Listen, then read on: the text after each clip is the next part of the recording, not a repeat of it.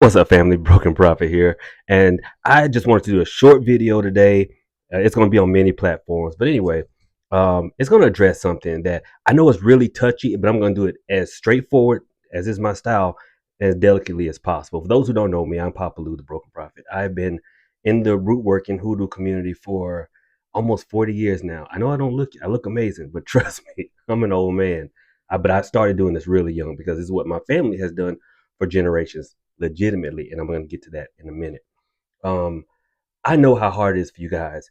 You are interested in hoodoo, root work, conjuration, whatever you call it, and there's so many resources out there now, and and sometimes they contradict each other, and you don't know who to believe.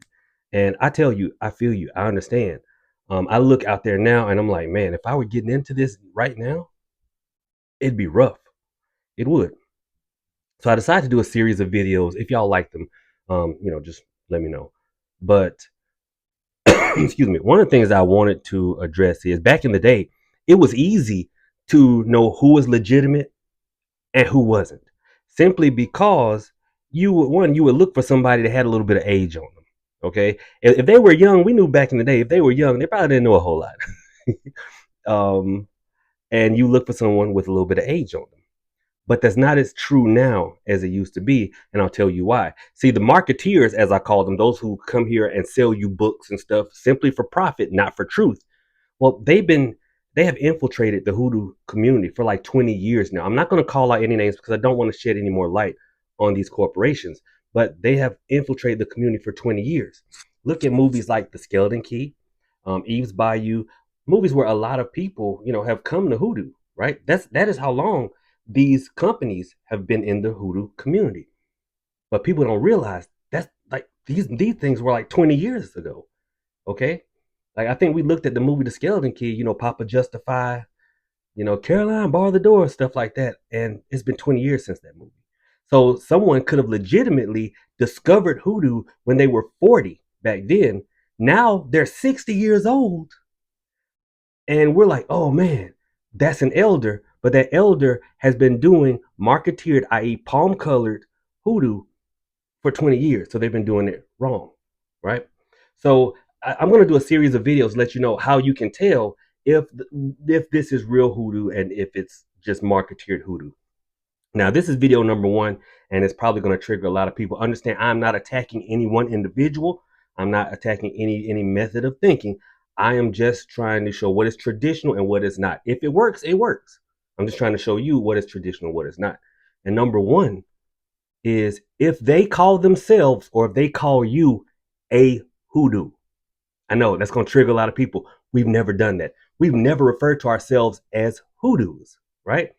We work hoodoo, okay? We may even throw a little hoodoo, but we were never hoodoos. So if they say, hello, I am a hoodoo, or they say, hello, all you hoodoos out there, that is someone who has really just picked up on this tradition. And that's dangerous because you may see an elder, but if they're using that terminology, I guarantee you they just picked it up within the last 7 years. And here's the proof. I'm going to put it up here and put it behind me so that you can see. Okay. This is an excerpt from a book that was written in 2017. And I know the person who actually started the hoodoos thing, but I'm not gonna say anything because it's someone I respect. Okay. In this article that you can, well, I'm reading it, but it's up here. It says hoodoos or African witches are operating in Boyle County with frightful results. 7 colored citizens have already been driven to the madhouse by the alleged satanic influences of the hoodoos. Now, this was written in the Kentucky Advocate on May 7th, 1925. Now, someone read that really quickly, didn't read for context clues, and they thought, oh, wow, we used to call ourselves hoodoos. No, the person who wrote this article, who referred to us as hoodoos, they were palm color. They were not a part of the community. They heard the word hoodoo, and they thought that's what we called ourselves, right? We never did. If they had read before slower, it said as the practices of Africa and African Americans began to be revealed in Southern society, they also continued to be feared and demeaned. Reactions found in Mid-South newspapers from Kentucky, Mississippi, and Tennessee and carried in other papers nationwide started in the early 1920s were quite alarming. So this is pointing out that these newspapers only wanted to demean us. And so they referred to us as hoodoos because they didn't care enough to try to find out what hoodoo actually was.